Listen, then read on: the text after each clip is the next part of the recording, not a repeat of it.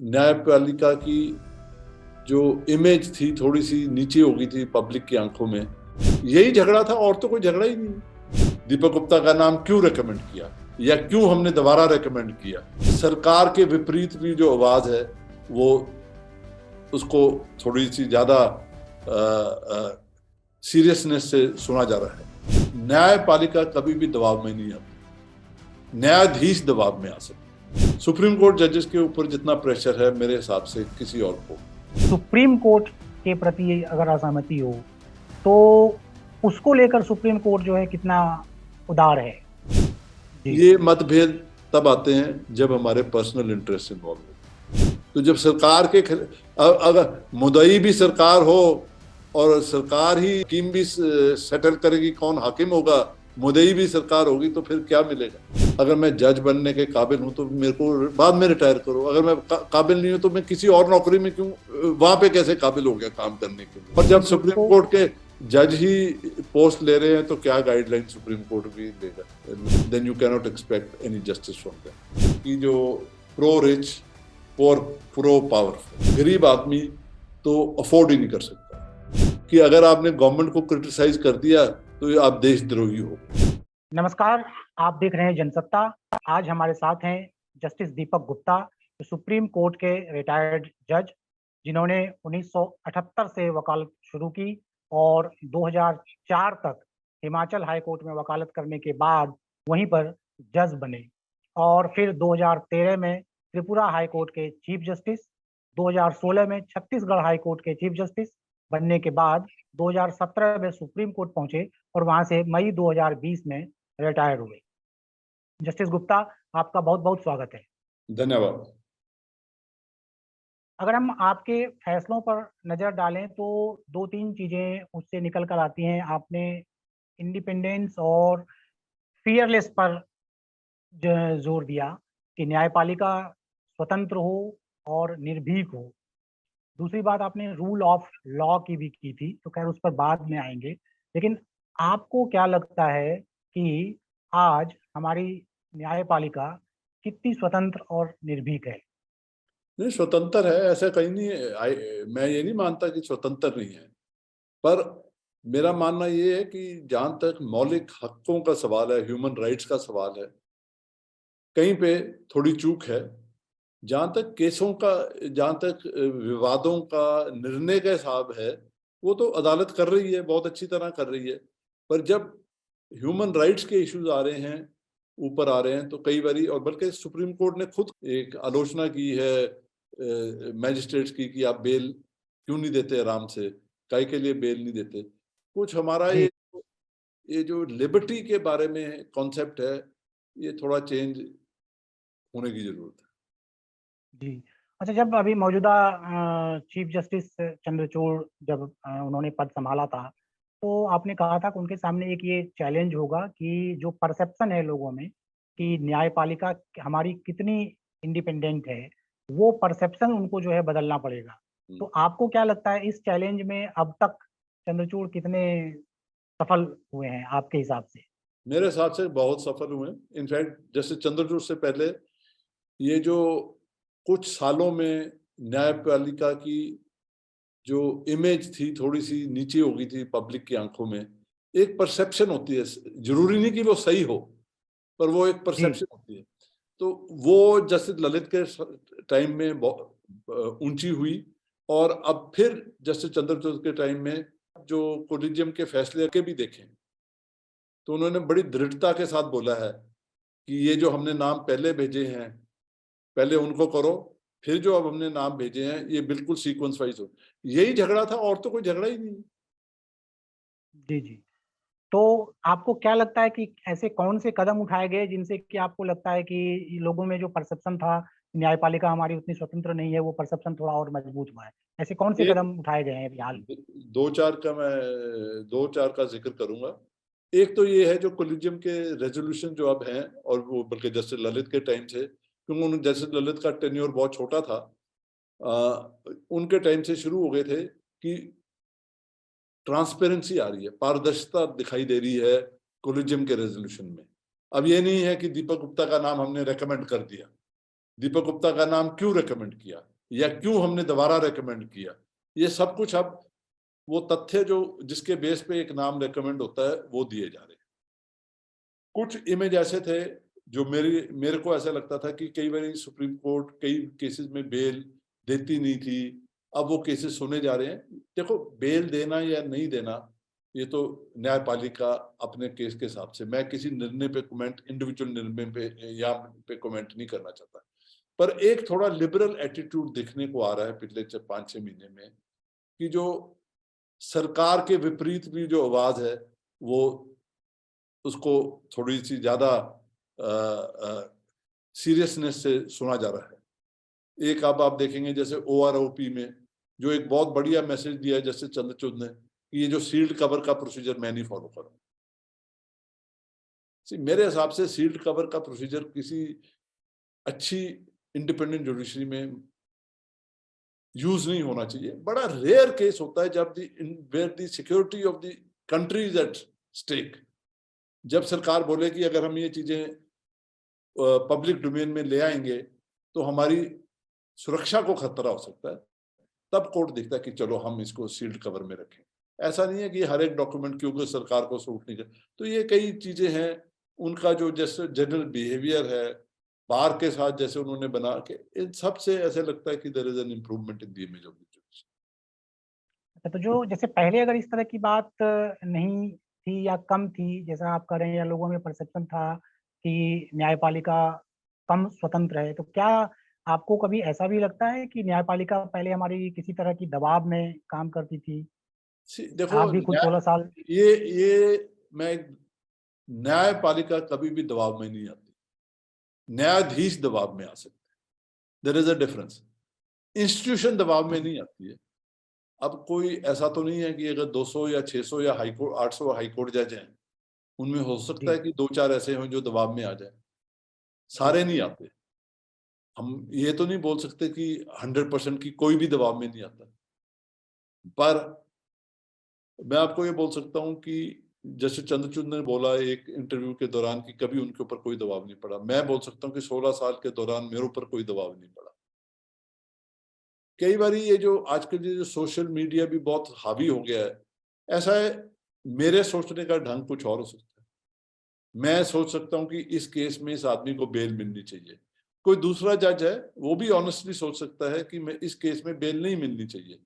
तो ये नहीं है कि भी one of us is dishonest, हम में से कोई भी डिसऑनेस्ट नहीं है, पर एक जिस तरीके से हमारी अप्रोच है वो थोड़ी अलग होती काम का दबाव क्या ज्यादा रहा, और अलग से कोई और दबाव नहीं हो, काम का दबाव? और एक चीज और ये बताइए कि हाई कोर्ट में जब आप रहे और सुप्रीम कोर्ट में जब आए, तो वहां पर का शेड्यूल दोनों में किस तरह से अंतर था? किस तरह से हाई कोर्ट किस तरह से काम करता है और हमारी सुप्रीम कोर्ट किस तरह से काम करती है? थोड़ा सा उसका अंतर समझाइए। एक तो ये मैं बोलूं कि मैं पहले जो मेरा हिमाचल हाई कोर्ट जो मेरा पेरेंट हाई कोर्ट है, और उसमें भी काम के प्रेशर बहुत ज्यादा नहीं था। वहां चाहे जज थोड़े थे, काम भी कम था। त्रिपुरा में काम और भी कम था, जजेस के वहां पे तो थोड़े कुछ हजार केस ही थे। छत्तीसगढ़ में मेरे पास काम ज्यादा था, मैं चीफ जस्टिस था, वहां चीफ जस्टिस का रोल मैनेजमेंट भी होता है, पर काम का दबाव सुप्रीम कोर्ट में बहुत ज्यादा है। हर सोमवार और शुक्रवार को जो मिसलेनियस डेज बोले जाते हैं, एक एक जज के पास 60-60, 70-70 केस लगते हैं, और एक एक फाइल 200-300 पेज की होती है। मैं ये नहीं बोलता कि हम सारे 300 पेज पढ़ते हैं, पर अगर एक फाइल में से 10-20 पेज भी पढ़ो तो आप ये समझ लो कि 1400-1800 पेज पढ़ने पड़ते हैं अगर हमने सुप्रीम कोर्ट में तैयार हो गया। सिर्फ पढ़ने का टाइम इतना है। फिर उसके बाद जो अगले मंडे, जो मंगल, बुध और वीर को केसेस सुनते हैं, उनकी जजमेंटें लिखानी पड़ती है। सुप्रीम कोर्ट जजेस के ऊपर जितना प्रेशर है मेरे हिसाब से किसी और कोर्ट। तो जैसे आप राइट टू डिसेंट के भी बड़े पक्षधर रहे कि असहमति को जो है एक स्पेस मिलना चाहिए, और अभी आप कह रहे हैं कि सुप्रीम कोर्ट में सरकार के विरोध में जो आवाजें उठ रही हैं उसको थोड़ा स्पेस मिल रहा है। लेकिन अगर क्या इसके हम उलट बात करें, सुप्रीम कोर्ट के प्रति अगर असहमति हो तो उसको लेकर सुप्रीम कोर्ट जो है कितना उदार है आपकी नजर में? ऐसा है, मतलब एक तो अपनी अपनी आलोचना, सुप्रीम हाँ, कोर्ट को नहीं, अपनी आलोचना सुनना मैं कितना समझ गया। पसंद है? हाँ, अब मैं समझ गया आपका सवाल। ऐसा है कि एक जमहूरियत में, एक डेमोक्रेसी में हर इंस्टीट्यूशन को जवाबदेही के लिए तैयार होना चाहिए, अकाउंटेबिलिटी के लिए तैयार होना चाहिए, और सुप्रीम कोर्ट इससे ऊपर नहीं है। सुप्रीम कोर्ट की आलोचना करना, सुप्रीम कोर्ट की जजमेंट की आलोचना करना, इसमें कोई भी इसके साथ कोई नाराजगी नहीं हो सकती।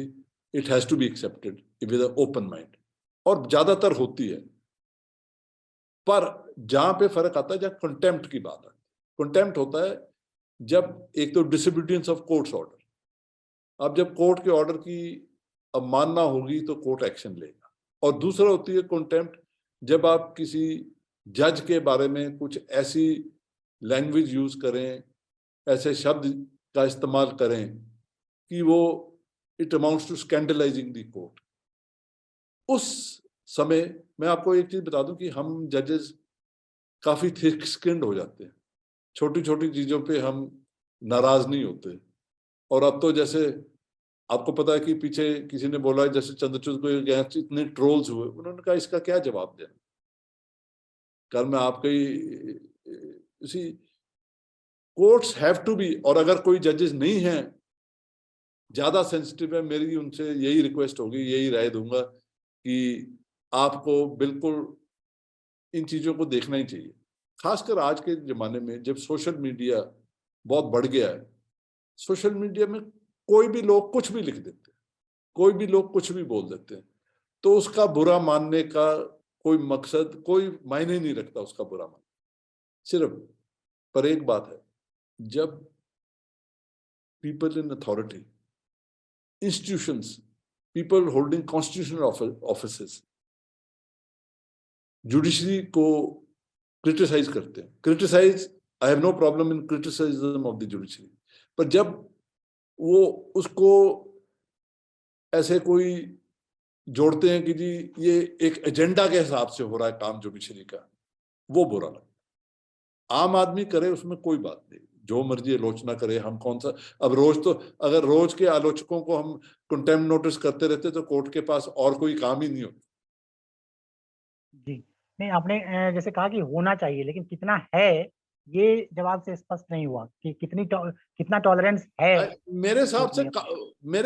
बहुत टॉलरेंस, ऐसा नहीं है कि नहीं है टॉलरेंस, काफी टॉलरेंस।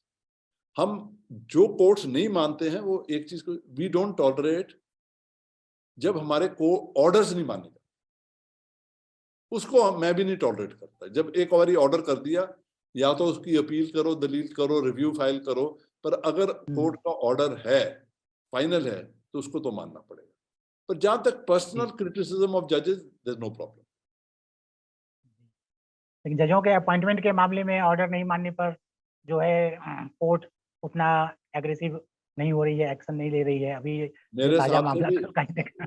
इसमें नहीं, इसमें भी दो पहलू हैं। देखो, मैं आपके साथ सहमत हूँ इस मामले में। मेरी पर्सनल राय तो ये है कि कोर्ट्स मस्ट इन्फोर्स, अब कोलिजियम का रेजोल्यूशन है वो उस तरफ जा रहा है, पर क्या हर केस में हम कॉन्फ्रंटेशन भी कई बार हर एक जगह सही नहीं होती। तो कई बार सुप्रीम कोर्ट ने कोलिजियम में बोला है कि जी पहले वाले नाम पहले करो, बाद वाले बाद में करो। उससे एक मैसेज तो जा रहा है गवर्नमेंट। अगर वो नहीं करेगी गवर्नमेंट, फिर उसके बाद कोर्ट देखेगी। अच्छा, कॉलेजियम में जैसे गवर्नमेंट कह रही है कि ट्रांसपेरेंसी का बहुत अभाव है, तो क्या आपको लगता है कि ट्रांसपेरेंसी और होनी चाहिए, या क्या दिक्कत है कॉलेजियम प्रोसेस में अभी, या नहीं है? ट्रांसपेरेंसी पिछले दो चीफ जस्टिस के रिजीम में, जस्टिस ललित और जस्टिस चंद्रचूड़ के रिजीम में, ट्रांसपेरेंसी बहुत हद तक आ गई। एक चीज तो मान के चलिए कि टोटल ट्रांसपेरेंसी नहीं हो सकती।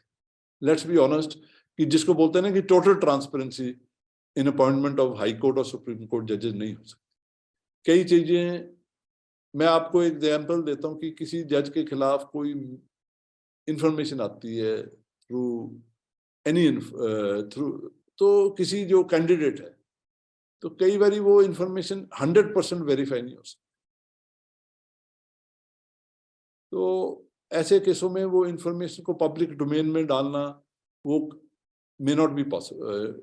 बट जब आप सिलेक्ट करते हो, मेरा कुछ मानना ये है कि एक तो सेक्रेटेरिएट होना चाहिए कोलेजियम, हाई कोर्ट में भी और सुप्रीम कोर्ट में भी।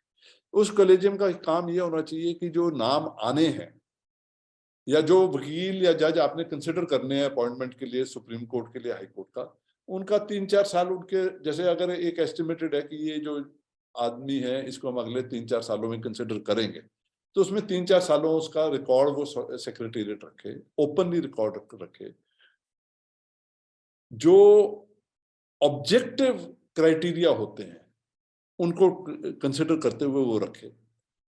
और एक और जो मेरे है कि जो नाम पहले आया किसी हाई कोर्ट से, एक रजिस्टर होने चाहिए कि ये नाम कब आया, किस हाई कोर्ट से कब आया, कोलिजियम ने कब क्लियर किया, गवर्नमेंट ने कब क्लियर किया, ताकि बिल्कुल क्लैरिटी हो कि कैसे नाम डील हो रहे हैं किसकी। So that sort of transparency is required. मैं एक चीज जोड़ना चाहूंगा कि एक आरोप लगाया है कि जी सुप्रीम कोर्ट की कोलिजियम ट्रांसपेरेंट नहीं है। वो तो कुछ हद तक सुप्रीम कोर्ट ने क्लियर कर दिया, पर जब उन्होंने क्लियर कर दिया और जो रीजंस दे दिए, तब भी गवर्नमेंट नाराज हो गई कि हमने तो उनको कॉन्फिडेंशियली बताया था कि ये रिपोर्ट्स क्या है और अब आपने रिवील कर दी। अब आप ट्रांसपेरेंसी भी मांगे और बोलें कि जी वो जिक्र ना करें कि क्या गवर्नमेंट की आपत्ति है, that is not proper also. तो ट्रांसपेरेंसी का मतलब आप ये कह रहे हैं कि सरकार की ओर से ये है कि जो बात हमने बताई वो सार्वजनिक हो, या इसके अलावा और कुछ ट्रांसपेरेंसी चाह रही है? तो मैं चाहता हूं कि क्या जो नाम है जो कंसिडरेशन में है, थोड़ी मोर ओपननेस से डिस्कशन होनी चाहिए। कोलिजियम का सिस्टम आज की तारीख पे लॉ है, जब तक चेंज नहीं होता तो कोलिजियम सिस्टम ही, पर कोलिजियम सिस्टम को इंप्रूव करने में जो कुछ हो सकता है, and transparency is one of the things. इसमें डिस्कशंस कैन बी वाइडर। जहां तक हाई कोर्ट है, कोलिजियम 3 पे क्यों सीमित हो? बड़े बड़े हाई कोर्ट में कोलिजियम में 10-10 जजेस, सीनियर मोस्ट जजेस क्यों नहीं हो सकते? आप जो कोलिजियम के जजेस हैं, मैं एज चीफ जस्टिस करता रहा हूं कि मैं सीनियर लॉयर से भी उनकी राय लेता था कि आप क्या सोचते हैं इस नाम के बारे में जिसको हम रेकमेंड करना चाहते हैं। इसमें कोई क्योंकि सीनियर लॉयर्स भी तो इंस्टीट्यूशन के हक में ही बोलेंगे। तो जी। जो लोग काम करते हैं उस फील्ड में, कई बारी अगर कुछ कंप्लेंट आती थी तो मैं कई बारी unofficially police, senior police official जिनकी रेपुटेशन बहुत अच्छी थी, उनसे पूछता था कि आप बताओ कि इस कंप्लेंट में कोई है, बेसिस है कि नहीं। तो ऐसा करना पड़ता है। तो अब ये सब चीजें रिकॉर्ड पे भी नहीं लाई जा सकती, पर पहले जैसे होता था कि एक ही लाइन लिखी जाती थी, collegium has found mister so and so suitable and his name is recommended. अब उससे ज्यादा हो रहा है। जी जी। अच्छा, एक और जो कॉन्फ्रेंटेशन का मुद्दा है, वो मुद्दा है कि कॉलेजियम में पार्टिसिपेशन हो गवर्नमेंट का। तो इस बारे में आप क्या कहेंगे? वो पार्टिसिपेशन अगर हो तो किस रूप में हो और उसका क्या असर पड़ेगा? ऐसा है, आज की डेट में जो लॉ स्टैंड करता है तो कोलिजियम तो जैसे सुप्रीम कोर्ट ने डिफाइन किया वही चलेगा, पर मैं इससे जजमेंट से बाहर चलता हूँ। मेरा मानना ये है कि आई एम नॉट अवर्स, मैं इससे असहमत नहीं हूं कि और लोग भी इन्वॉल्व हो सकते हैं कोलिजियम में। सरकार भी इन्वॉल्व हो सकती है, पर उसके लिए नया कानून लाना पड़ेगा। जो एनजेएसी का कानून लाई थी सरकार, उसमें एक बड़ी खामी थी कि उसमें फाइनल डिसीजन सरकार के नुमाइंदों के ऊपर थी। जी। अगर फाइनल डिसीजन जुडिशरी के हाथ में ही रहे तो सरकार की बात अक्रॉस द टेबल सुनने में कोई, मेरे को आपत्ति नहीं है। आज की डेट में भी, आज की डेट में भी जबकि सरकार डायरेक्टली कोलिजियम में नहीं है, हर एक फाइल सरकार के पास जाती है, सरकार उसके ऊपर अपनी टिप्पणियां देती है। ऐसा है 100 में से 90 नाम तो थ्रू हो जाते हैं, डिफिकल्टी आती है 8-10 नामों पे। 100 में से 7, 8, 10 नामों में। कई बार सरकार नहीं चाहती किसी को। अब अगर वो रीजनेबल, उन मामलों में डिस्कशन होने में भी क्या दिक्कत है? अगर लॉ मिनिस्टर और चीफ जस्टिस ऑफ इंडिया बैठ जाएं कि जी ये आपको क्या आपत्ति है इस नाम में या क्या, उसमें कोई, आई एम नॉट अगेंस्ट कि जी sit across the table and decide. देखिए फाइनली चाहे सरकार है, चाहे जुडिशरी न्यायपालिका है, हम सब ने संविधान के हिसाब से ही चलना है। और हमने चलना किसके लिए? जनता की अच्छाई के लिए काम करना है। ये मतभेद तब आते हैं जब हमारे पर्सनल इंटरेस्ट इन्वॉल्व हो। अदरवाइज अगर सब इंस्टीट्यूशन का ही सोचेंगे कि हमने जुडिशरी को इम्प्रूव करना है, अगर सरकार भी वैसा सोचे और न्यायपालिका के न्यायाधीश भी ऐसा सोचे, तो कॉन्फ्रंटेशन भी नहीं होनी चाहिए। आपके हिसाब से अगर मान लीजिए फाइनल से गवर्नमेंट का हो तो नहीं, वो तो उससे नहीं, क्या असर पड़ेगा? वो तो फिर आप ये देखिए कि हिंदुस्तान में आप क्रिमिनल केस छोड़ दीजिए, मैं क्रिमिनल केसेस की बात नहीं करना, वहां तो सरकार होती है। द सरकार जो है सबसे बड़ी लिटिगेंट है इस देश में। अब क्या आप चाहेंगे कि जो सबसे बड़ा लिटिगेंट है वो ही जज चुने? हम एग्जांपल देते हैं अमेरिका क्या या कहीं का, वहां पे स्टेट कितने केसेस में इन्वॉल्व होती है। यहाँ तो state is involve in more than 60-70% of the cases.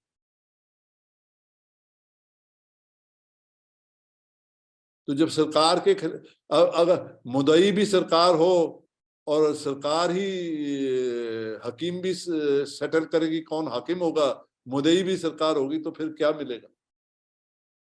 Independent judiciary का। और ये जब जजेस केस, तीनों जजेस केस में जब ये उसने ये because of independence of judiciary, to have an independent judiciary. कोई हमारे जजेस को इतना शौक नहीं है कि हम जज लगाए, बट एक इंडिपेंडेंट जुडिशरी के लिए हमारा ज्यादा रुचि जो है वो इंडिपेंडेंट जुडिशरी की तरफ जाता है। जी जी। अच्छा, अब जैसे जजों के पोस्ट रिटायरमेंट जॉब्स पर आते हैं आजकल, वो भी एक नाम की वजह से पिछले दिनों ये मुद्दा भी काफी विवादों में रहा। तो आपका क्या इस बारे में नजरिया है? पहले तो ये बताएं कि आपको रिटायरमेंट के बाद सरकार की ओर से कुछ ऑफर आया या नहीं आया?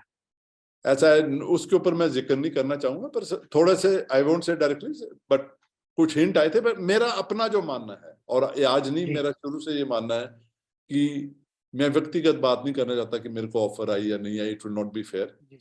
बट मेरा ये मानना है कि किसी भी जज को रिटायरमेंट के बाद नौकरी नहीं लेनी चाहिए। और वही रीजन है कि ये जो परसेप्शन होती है, जो लोगों के मरने में धारणा आती है, ऐसा नहीं है कि कई लोगों ने रिटायरमेंट के बाद बहुत बढ़िया काम किया है, निष्पक्ष काम किया है, पर जो धारणा लोगों के मन में आ रही है कि जी ये केस इसलिए डिसाइड हो रहा है क्योंकि ये रिटायर होने वाला है और उसके बाद रिटायरमेंट के बाद ये पोस्ट मिल जाएगी, इससे क्या होता है, जुडिशरी की छवि को धब्बा तो लगता ही, इफेक्ट तो होती है ना, जुडिशरी की इमेज इफेक्ट होती है in the public I. It may be right, it may not be totally correct, पर ये चांस ही क्यों दे? और वैसे भी मेरा मानना है, क्लियर कट है कि एक बारी आप रिटायर हो गए, अगर मैं 65 पे रिटायर होता हूँ, अगर मैं जज बनने के काबिल हूं तो मेरे को बाद में रिटायर करो। अगर मैं काबिल नहीं हूं तो मैं किसी और नौकरी में क्यों, वहां पे कैसे काबिल हो गया काम करने के लिए? एक ये। दूसरा मेरा एक और आपने सवाल से जुड़ता हुआ है कि मेरा मानना ये है कि हाई कोर्ट और सुप्रीम कोर्ट की रिटायरमेंट एक एज हो, एक ही हो, काम हम एक जैसा करते हैं। और उससे क्या होगा, ये जो सुप्रीम कोर्ट कोलिजियम का जो आप बोलते हैं ना असर on chief justice and senior जजेस, वो कम हो जाएगा, क्योंकि काफी सारे चीफ जस्टिस और सीनियर जजेस अगर एक ही एज होगी वो सुप्रीम कोर्ट आना भी नहीं चाहिए। तो सुप्रीम कोर्ट इस बारे में, सुप्रीम कोर्ट के पास क्या एक विकल्प है कि वह सुओ मोटो इसका कॉग्निजेंस लेके और इस बारे में एक कानून बना दे, एक अपने आप को रेगुलेट करे? क्योंकि ये जो मुद्दा है आप जो बता रहे हैं कि न्यायपालिका की साख से जुड़ा हुआ है, क्रेडिबिलिटी से जुड़ा हुआ है। तो इसकी जिम्मेदारी तो बनती है इंस्टीट्यूशन आपने की। सवाल इसका मैंने कभी ध्यानपूर्वक सोचा नहीं है, पर मेरे हिसाब से ये सुप्रीम कोर्ट के पास जवाब नहीं होगा, ये तो कॉन्स्टिट्यूशन अमेंडमेंट ही होनी पड़ेगी, क्योंकि these are constitutional appointments of जजेस, कि क्या उसकी कंडीशन होगी। वो सुप्रीम कोर्ट तो एक किस्म की गाइडलाइन ही रख सकता है, कानून नहीं बना सकता इसमें। तो अभी तो कोई गाइडलाइन भी इस तरह की नहीं है, नहीं नहीं।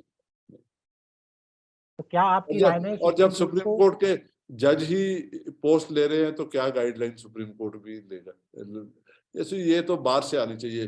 वो अरुण जेटली जी बोलते थे कि एक ही रिटायरमेंट एज होनी चाहिए और पोस्ट रिटायरमेंट कोई बेनिफिट नहीं होना चाहिए, और मैं उसके साथ बिल्कुल सहमत। जी, वो तो उन्होंने साफ साफ ये भी कहा था कि रिटायरमेंट के पहले जज जो है इस उम्मीद में फैसले देते हैं कि रिटायरमेंट के बाद नौकरी मिलेगी।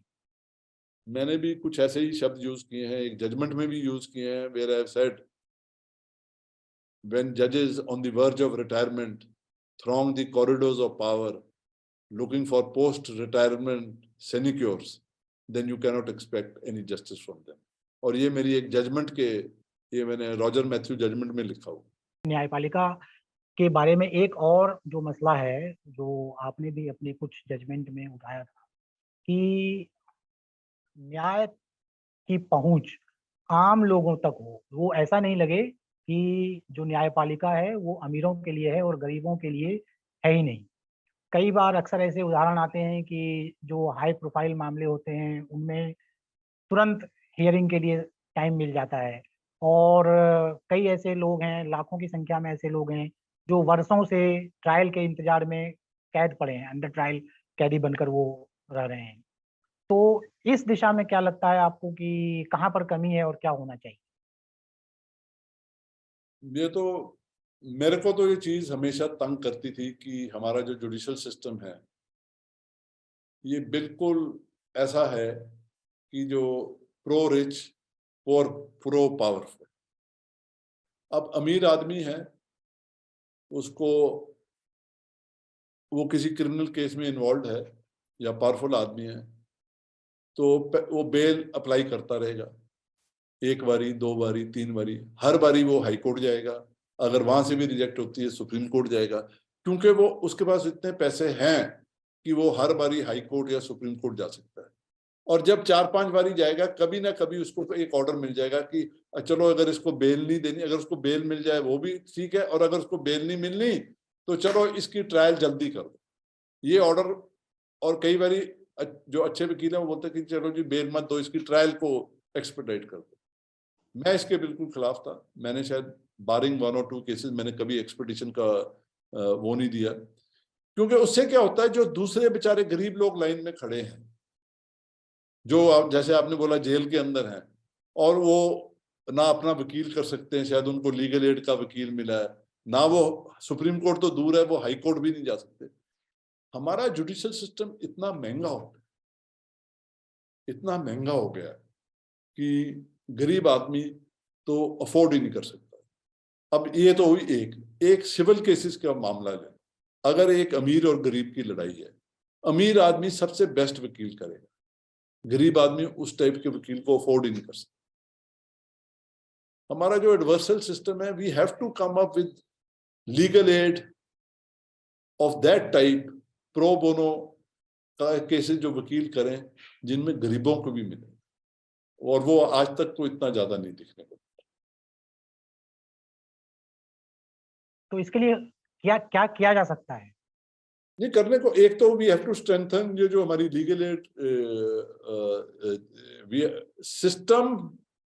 हमारे पास लीगल सिस्टम पूरा है, पर लीगल एड में हमारे को ये इंश्योर करना चाहिए कि जिस केस, जैसे केस है, अगर वो कॉम्प्लिकेटेड केस है तो किसी सीनियर वकील को उसमें एंगेज किया जाए। वहां पे क्या देखते हैं कि नंबर 1 ये था, नंबर 2 तीसरा, अब तीसरा केस आया, तीसरे नंबर को दे देते हैं।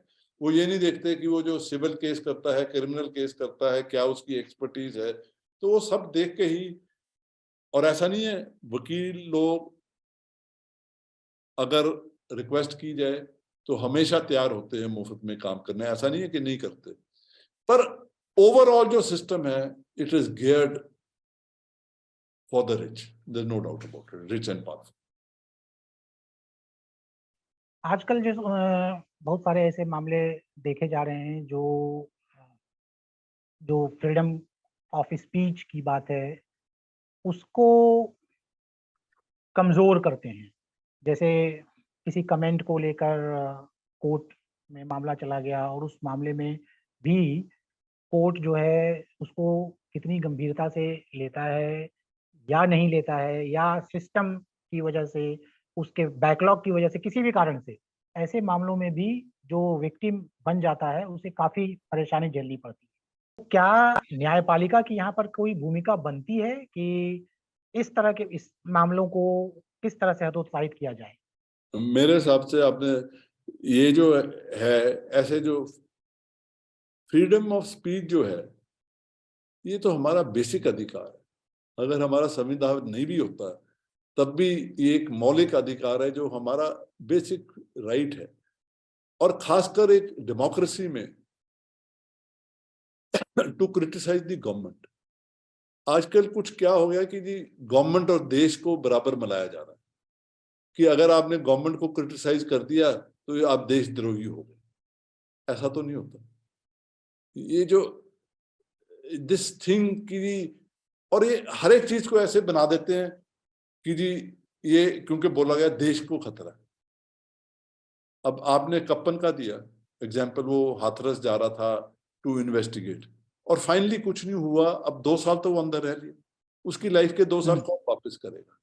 वो दिशा रवि थी, छोटी सी लड़की थी, उसने फार्मर प्रोटेस्ट के दिनों में कुछ बोल दिया, लो जी उसको भी अंदर कर दिया, केस भी नहीं बनाया अब उसके बाद। या मेरा मानना ये है कि अब शायद टाइम आ गया है, सुप्रीम कोर्ट को भी सोचना चाहिए कि जब ऐसे लोग आफ्टर 2 महीने 3 महीने, एक तो bail must be more liberal. देखो, bail is not meant to be a form of punishment. Punishment तो मिलेगी पूरी ट्रायल के बाद। बेल का मतलब है कि अगर ये इस आदमी से खतरा है, ये गवाहों को के ऊपर दबाव डालेगा, ये एविडेंस चेंज कर देगा, ये भाग जाएगा, तब तो बेल मत दो, और वो भी सीरियस ऑफेंसेस। यहाँ तो छोटे छोटे ऑफेंसेस में अब हमारे जज बेल नहीं देते। अब क्या बोलूं इसके बारे में, पर ये यहाँ पे तो हाई कोर्ट और सुप्रीम कोर्ट से डायरेक्शन जानी चाहिए। और सुप्रीम कोर्ट ने बड़ी स्ट्रॉन्ग वर्ड में बोला कि हम एक्शन लेंगे those judicial officers who don't grant bail as a matter of course. ठीक है जस्टिस गुप्ता, आपका बहुत बहुत धन्यवाद हमारे साथ जुड़ने के लिए। Thank you.